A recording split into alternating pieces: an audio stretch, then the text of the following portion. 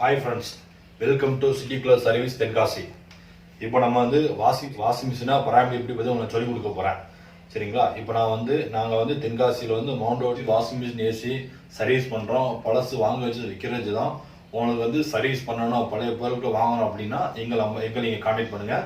எங்களுடைய நம்பர் வந்து டிஸ்கிரிப்ஷனில் கொடுத்துருங்க, அதை கான்டாக்ட் பண்ணுங்கள்.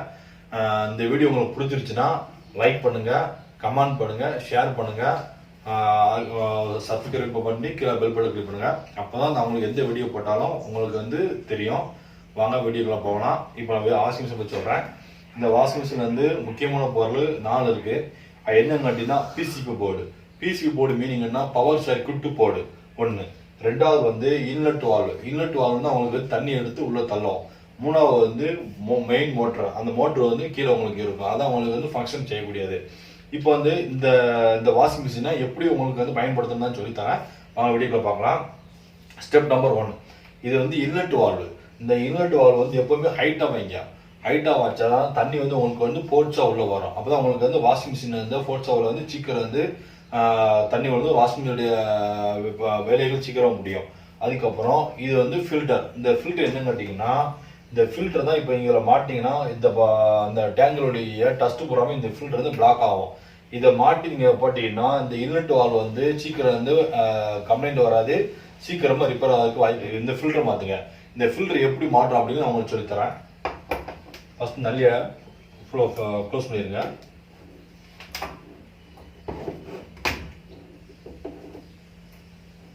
இப்போ இந்த ஃபில்டரோட 4 ஸ்க்ரூவை கரெக்ட் சரிசமமாக ரிமூவ் பண்ணிக்கோங்க.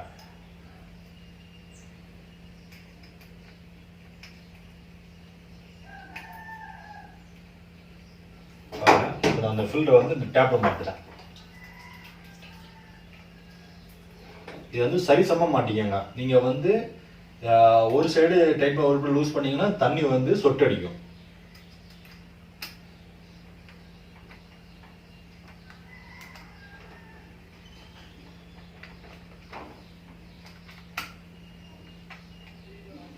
நாலா பக்கம் ஸ்க்ரூ மாட்டிட்டோம். இப்போ இன்லெட் ஹோஸை நம்ம இந்த ஃபில்டர்ல மாட்டி விடுதோம். இன்லெட் ஹோஸ் வந்து ரொம்ப லென்த்தாக போடாதீங்க. ஏன்னா ரொம்ப லென்த்தாக போட்டாலும் உங்களுக்கு வந்து தண்ணி வந்து ஸ்போர்ட்ஸாக உள்ள வராது.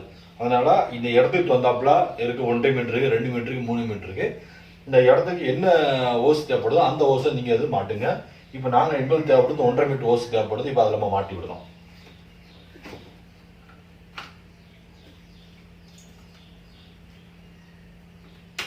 மாட்டியாச்சு. சரிங்களா?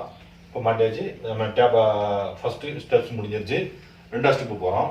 இந்த 2வது ஸ்டெப் என்னன்னு கேட்டீங்கன்னா, பின்னாடி வந்து வாஷிங் மிஷின் நேர பின்னாடி பார்த்தீங்கன்னா இன்லெட் வால்வு. அந்த இன்லெட் வால்வு என்ன, அதோட என்ன ஃபங்க்ஷன் கேட்டீங்கன்னா, அந்த இன்லெட் வால்வு தண்ணி எடுத்து அவங்களுக்கு வந்து வாஷிங் மிஷின் விடும். சரிங்களா? அந்த இன்லெட் வால்வுக்குள்ள ஒரு ஃபில்டர் இருக்கும். அந்த ஃபில்டர் நம்ம எடுத்து காமிக்கிற பாருங்க.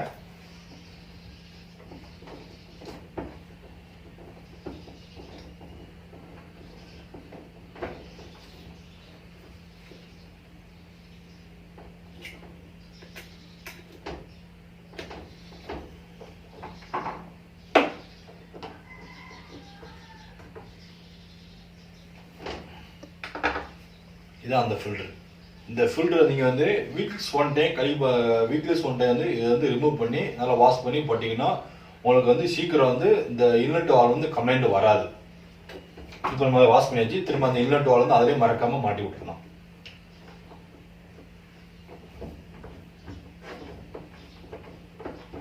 மாட்டி விட்டுட்டு திரும்ப அந்த இன்லெட் வால்வை மாட்டுறோம். அந்த ஓஸை நீங்கள் மாட்டும் போது நல்லா டைட்டாக மாட்டிக்காங்க. இல்லாட்டா உங்களுக்கு தண்ணி சொட்டு அடிச்சு கீழே தண்ணி சொட்டு ஆரம்பிச்சிடும். சரிங்களா? ஸ்டெப் முடிஞ்சிருச்சு. நம்ம ஸ்டெப் நம்பர் 2, இது வந்து பவர் சிபி போர்டு.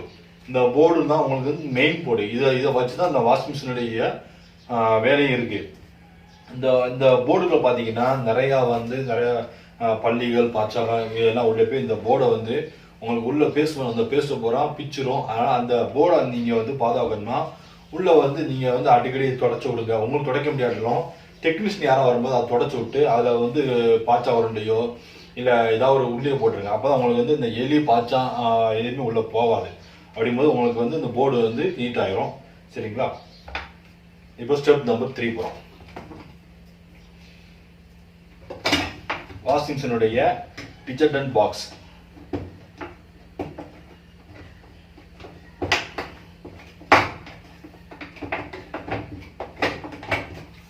இதான் டிஜர்டன்ட் பாக்ஸ். இந்த பாக்ஸ் எதுன்னு கேட்டிங்கன்னா இதில் தான் நம்ம வந்து பவுட்ரு லிக்விட் ஏதாவது போட்டாலும் உங்களுக்கு வந்து போட்ட உடனே கரைஞ்சி உள்ள வரக்கூடாது. இந்த பவுட்ரு எப்படி இந்த பாக்ஸ் எதுக்குன்னா, ஆனால் இந்த பாக்ஸை வந்து நிறைய பேர் பவுட்ரு போட்டு யூஸ் பண்ணாதீங்க. இதில் ஏன் பவுட்ரு போட்டக்கூடாதுன்னு சொல்கிறோம்னா, இந்த பவுட்ரு போட்டிங்கன்னா இந்த சோப்பு கரை அப்படியே படிஞ்சு வாஷிங் மிஷின் எலக்ட்ரிசிட்டி ஃபுல்லாமே அப்படியே வந்து உங்களுக்கு வந்து டேமேஜ் ஆயிரும். சரிங்களா, அரிச்சு போயிடும் சீக்கிரம். வந்து மிஷின் வந்து இப்போ 5 வருஷத்துக்கு உள்ள மிஷின் இருக்கக்கூடியது 1 வருஷத்துலேயே அரிச்சு போயிடும். அதனால பவுட்ரு வந்து எக்காரணம் யூஸ் பண்ணாதீங்க. சரிங்களா, லிக்விட் வந்து யூஸ் பண்ணீங்கன்னா, நீங்கள் லிக்விட் யூஸ் பண்ணாத உங்களுக்கு வந்து வாஷிங் மிஷின்ல இருந்து எந்த துரு பிடிக்காது. அதுமாரி மிஷின் வந்து பார்க்கறதுக்கு நீட்டாக இருக்கும், புதுசாக இருக்கும். அதனால பவுடர் யூஸ் பண்ணாதீங்க. இந்த டிச்சர் பாக்ஸ் வந்து நீங்கள் வந்து வாஷ் பண்ணி முடிச்ச பிறகு டெய்லி கழுவி போட்டிங்கன்னா பாசி பிடிக்காது. அப்படி இருந்தால் பாசி பிடிக்கும். சரிங்களா, பாசி பிடிக்கும் போது தண்ணி உள்ளாகும், பாய் தண்ணி வெளியே போகாது, அந்த சுமர் எடுக்கும். அதனால நீங்கள் வந்து இந்த டெய்லி சோப் போட்டு முடிச்ச பிறகு இந்த டப்பா எடுத்து வாஷ் பண்ணி போட்டிங்கன்னா இந்த டப்பா வந்து நீட்டாக இருக்கும். ஆனால் எக்காரணம் கொண்டு நீங்கள் வந்து பவுடர் யூஸ் பண்ணாதீங்க, லிக்விட் யூஸ் பண்ணுங்க. லிக்விட் யூஸ் பண்ணீங்கன்னா உங்களுக்கு வந்து இந்த ஃபுல்லாக எதுவுமே அரிப்பு வராது. நீங்கள் பவுடர் போட்டிங்கன்னா இந்த டோரில் பார்த்தீங்கன்னா நிறையா வீட்டில் நான் பார்க்குறேன், இந்த சைடு ஃபுல்லாக அப்படியே அரிச்சு போயிடும். மிஷின் எல்லாம் அதில் ரன்னிங்கில் இருக்கும், ஆனால் பவுடர்லாம் சீக்கிரம் அரிச்சு போயிடும். அதனாலே நிறைய பேர் என்ன பண்ணுறாங்க, டிஸ்போஸ் பண்ணியிருக்காங்க. அதனால எக்காரணம் கொண்டு பவுடர் யூஸ் பண்ணாதீங்க, லிக்விட் யூஸ் பண்ணுங்க. சரிங்களா, இப்போ வந்து உள்ள வந்து ஒரு பல்ஸ் செட்டர் இருக்கு. அப்போ அந்த பல்ஸ் செட்டரை வந்து எப்படி நான் ரிமூவ் பண்ணுறேன் மட்டும் பாருங்க. ட்ரை பண்ணு. இப்போ நம்ம இந்த பல்ஸ் செட்டரை எப்படி வந்து ரிமூவ் பண்ணுறோன்னு அவங்களுக்கு சொல்லித்தரேன் பாருங்க. இதில் மூடி இருக்கும், அந்த மூடி கழட்டியாச்சு. சரிங்களா, உள்ள 10 நம்பர் பானை போல் கொடுத்துருப்பாங்க. இப்போ வந்து நம்ம பல்ஸ் செட்டரை மட்டும் பண்ண போகிறோம் பாருங்க. இது வந்து சுற்றும். சரிங்களா, இதை சுத்தம் விடாமல் ஒரு சைடு பிடிச்சிக்கோங்க. இது டீஸ் பண்ண இருந்துச்சுன்னா நீங்களே கழட்டி இதை ஈஸியாக சர்வீஸ் பண்ணலாம். ரொம்ப சுலபமான வழி தான் இது.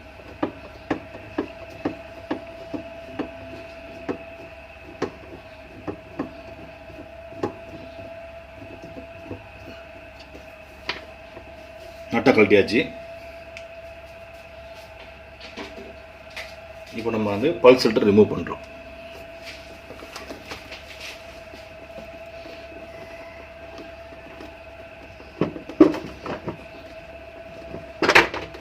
ரிமூவ் பண்ணியாச்சு. இது ஏன் உங்களுக்கு இவ்வளோ நீட்டாக இருக்குன்னா, கஸ்டமர் வந்து நீட்டாக அவங்க வந்து பல்ஸ் ஃபில்டர் எடுத்து அப்பப்போ கழுவி பண்ணுறதால தான் நீட்டாக இருக்குது. இல்லைன்னா பார்த்தீங்கன்னா நான் நிறைய வீட்டில் பார்த்துருக்கேன், ரொம்ப எப்படி கேட்டு உப்பு பிடிச்சி போய் இது கிட்டக்க அதே தூக்க முடியும், அந்த அளவுக்கு வெயிட் இருக்கும். சரிங்களா, அதனால நீங்கள் வந்து இதை அடிக்கடி எடுத்து வாஷ் பண்ணி போடுங்க. வாஷ் பண்ணி போட்டீங்கன்னா உங்களுக்கு வந்து சீக்கிரம் வந்து இது உடையும் செய்யாது, இந்த பல் வந்து தேயாது. உள்ள பாருங்க எவ்வளோ நீட்டாக இருக்கு பார்த்தீங்களா.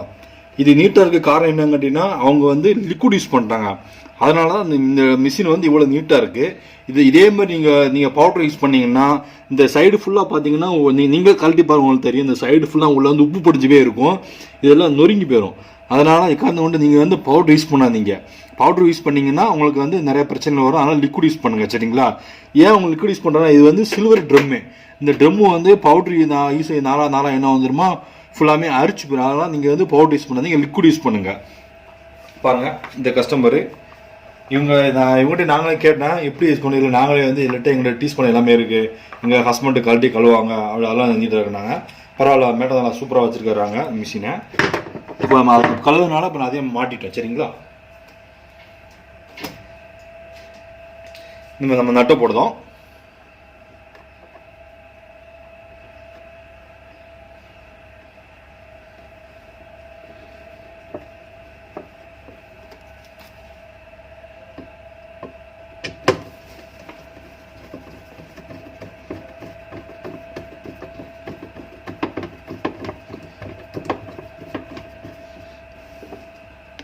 நல்லா டைட்டாக மாட்டி விட்டுருங்க.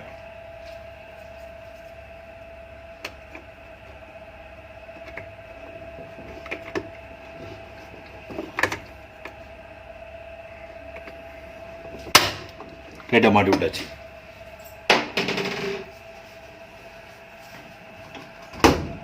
அதுக்கப்புறம் அதுக்கப்புறம் என்ன விஷயம் கேட்டீங்கன்னா, உங்கள் வீட்டில் வந்து எலி தொந்தரவு இல்லாமல் பார்த்துக்கோங்க.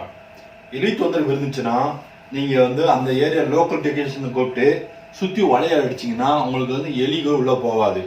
எலிகள் போயிடுச்சுன்னா உங்களுக்கு வந்து ஃபுல்லாக உள்ளே இருக்கிற wire, inlet valve, digital box, பல்செட்ரு எல்லாத்தையுமே கடிச்சிடும்.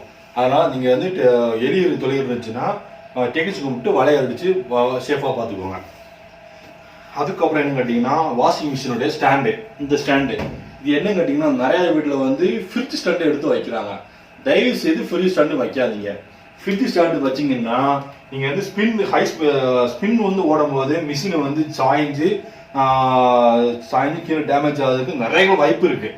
அதனால் தயவு செய்து வந்து நீங்கள் வந்து ஃப்ரிட்ஜ் ஸ்டாண்டு வைக்காதீங்க. டாப் லோடு ஸ்டாண்ட் அப்படின்னு இருக்குன்னு தனியாக இருக்குது, அந்த ஸ்டாண்டை வாங்கி வைங்க. அதை வாங்கி வச்சு உங்களுக்கு வந்து வைப்ரேஷன் வராது, வாஷிங் மிஷின் வந்து ஓடைக்கிட்டு இருக்கும்போது ஃப்ரண்டில் வராது, அந்த சேஃபாக இருக்கும். சரிங்களா? அதுக்கப்புறம் கடைசி என்ன கேட்டிங்கன்னா, இந்த வாஷிங் மிஷினுடைய அவுட் வேஸ்ட் கழிவு தண்ணி அது வெளியே போகும்போது நிறைய என்ன பண்ணுறாங்கன்னா, மிஷினு கீழே இருக்கு, அந்த கழிவு தண்ணி ஒரு போகக்கூடியது மேலே கிடக்கு. அப்படி கிடந்துச்சுன்னா உங்களுக்கு வந்து அந்த 4வது அளவாக தண்ணி விட சுமல் இருக்க ஆரம்பிச்சிடும். அதனால எக்காரணத்தை கொண்டு வாஷிங் மிஷினை வந்து மேலே வச்சு தண்ணி போகக்கூடிய ஹோல்ஸை வந்து கீழே வச்சிங்கன்னா தண்ணியும் நல்லா ஃப்ரீயாக வரப்போ உங்களுக்கு அந்த அந்த துர்நாற்று வாடகை எடுக்காது. சரிங்களா? அதனால இதையும் நீங்கள் ஃபாலோ பண்ணிக்கோங்க. அதுக்கப்புறம் என்ன விஷயம் கேட்டீங்கன்னா, பழைய துணிகளை வந்து நீங்கள் வந்து வாஷிங் மிஷினில் போட்டு வைக்காதீங்க. அதே உங்களுக்கு வந்து ஒரு வாடை வரும். அந்த வாடைனால உங்களுக்கு வந்து மிஷின் வந்து அடுத்த யூஸ் பண்ண முடியாமல் ஆகிப்போம். அதனால் நீங்கள் வந்து துணியை காது கொண்டு போகாதீங்க.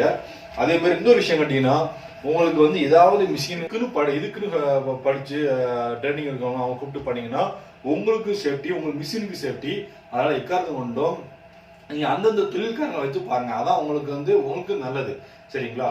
இப்போ முடிஞ்சிருச்சு. அதுமாதிரி இன்னொரு விஷயம் கேட்டிங்கன்னா, வாஷிங் மிஷின் வர கவர் மேலே வந்து நீங்கள் வந்து வாஷிங் மிஷின் எல்லாம் முடிச்சுட்டு மேலே கவர் போட்டு வச்சிங்கன்னா உங்களுக்கு வந்து பார்க்க வந்து ஸ்க்ராட்ச் ஆகாது, நீட்டாக இருக்கும். அப்படி இல்லைன்னா நீங்கள் டெய்லி வாஷிங் மிஷினை போட்டு முடிச்ச பிறகு நீட்டாக தொடச்சி விட்டுருங்க. சரிங்களா? இது லாஸ்ட் ஒரு ஸ்டெப்புன்னு சொல்கிறேன். நீங்கள் வந்து துணியை வீக்லிஸ் 1 டைம் வந்து டப் க்ளீன் பண்ணுங்கள்.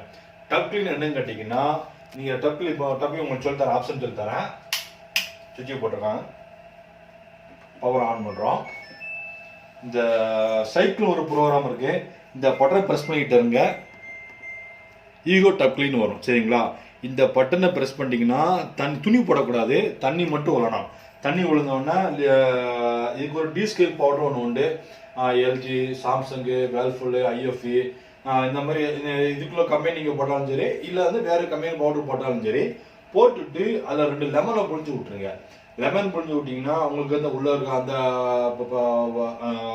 துர்நாற்றங்கள் எல்லாமே நல்லா நீட்டாகிடும். அதனால் எந்த டஸ்ட்டு கரை இருக்காது, நீட்டாக எடுத்துடும்.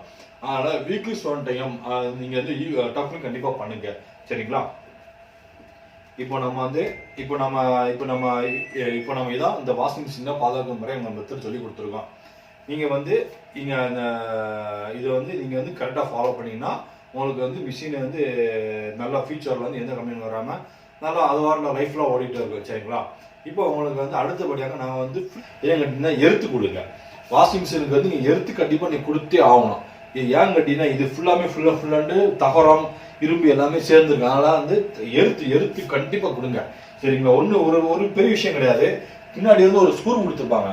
ஏதாவது பாடியில் ஒரு ஸ்க்ரூவா ஒரு ஒயர் எடுத்து நீங்கள் தரையில் அடித்தாலும் போதும். சரிங்களா? நீங்கள் வந்து இதுக்காக நீங்கள் அடிஷனை யாரையும் கூப்பிட நீங்களே பண்ணலாம். பின்னாடி வந்து லைட்டாக ஒரு ஸ்க்ரூ ரிமூவ் பண்ணிட்டு அதை கொஞ்சம் லைட்டாக ஒயர் சுற்றி விட்டு கீழே தர ஆன் வச்சு உங்களுக்கு எருத்து அடிக்காது, கம்ஃபர்ட்ஃபுல்லாக இருக்கும். சரிங்களா? எருத்து வந்து கம்பல்சரி கொடுங்க. ஓகே, இப்போ நம்ம வந்து வாஷிங் மிஷின் பாதுகாப்பு பார்த்து சொல்லி கொடுத்துருக்கேன். நீங்கள் உங்களுக்கு இந்த வீடியோ பிடிச்சிருந்துச்சுன்னா லைக் பண்ணுங்கள், ஷேர் பண்ணுங்கள். உங்களுக்கு ஏதாவது டவுட் இருந்துச்சுன்னா இல்லை உங்களுக்கு என்னுடைய ஏதாவது நீங்கள் கேட்கணும்னு என்னுடைய கமெண்ட் பண்ணுங்கள். மறக்காமல் சப்ஸ்கிரைப் பண்ணுங்கள். பக்கத்து பெல் பட்டனை கிளிக் பண்ணால் தான் அடுத்து நான் உங்களுக்கு என்ன வீடியோ போட்டாலும் உங்களுக்கு வரும்.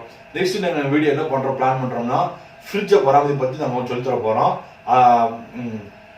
நீங்கள் ஒரு 2 days அவங்களுக்கு வந்து ஃப்ரிட்ஜை பராமரிப்பு சொல்லித்தர போகிறோம். அதுக்கு நீங்கள் உங்கள் ஆதரவு கொடுத்து எங்களுக்கு